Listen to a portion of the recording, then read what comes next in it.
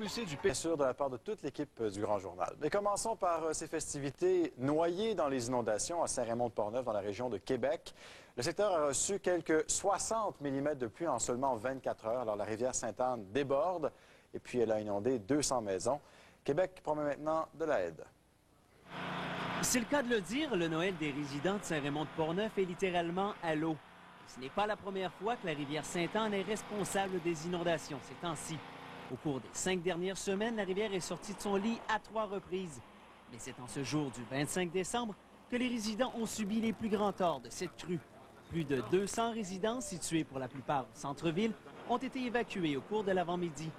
C'est sûr, là, on avait des soupers prévus ce soir. Je pense que ça va plus se résumer à ramasser là, les dégâts au sol. Là. Mais là, dans le sol, il y a à peu près 4 pieds. Là, la tank à eau chaude est complètement immergée. Fait on ne pouvait pas faire plus. Là.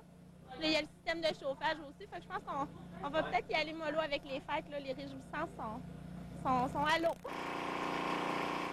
Les précipitations n'ont rien fait pour améliorer la situation déjà précaire. Au cours des 24 dernières heures, Saint-Raymond a reçu plus de 60 mm de pluie. Ici, c'est un endroit à Saint-Raymond que l'eau monte pas. Normalement, il n'en monte pas d'eau. Mais à cause des glaces qui sont poignées là-bas, fait que là, ça fait comme un genre de croche. Fait qu'à ce moment-là, ça s'en vient.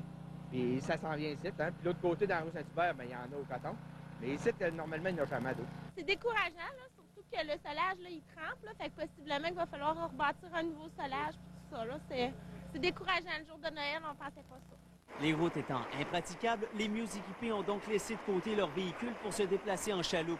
Le pire, je vous dirais, c'est les véhicules. Le monde ne comprenne pas. Le monde y arrive, là, puis ils vont sentir, puis ils vont voir, puis là, ça passe dans le chemin, ça fait des vagues, puis là, ça rentre des sous-sols. Plusieurs dizaines de bénévoles ont sacrifié cette journée pour démontrer leur solidarité envers les sinistrés, ce qui n'a certes pas nui pour tirer un bilan provisoire positif. Il n'y a aucune indication qui nous laisse croire qu'il puisse y avoir ou des blessés graves ou des mortalités. Le ministre de la Sécurité publique est venu constater les dégâts et annonce que les sinistrés seront dédommagés.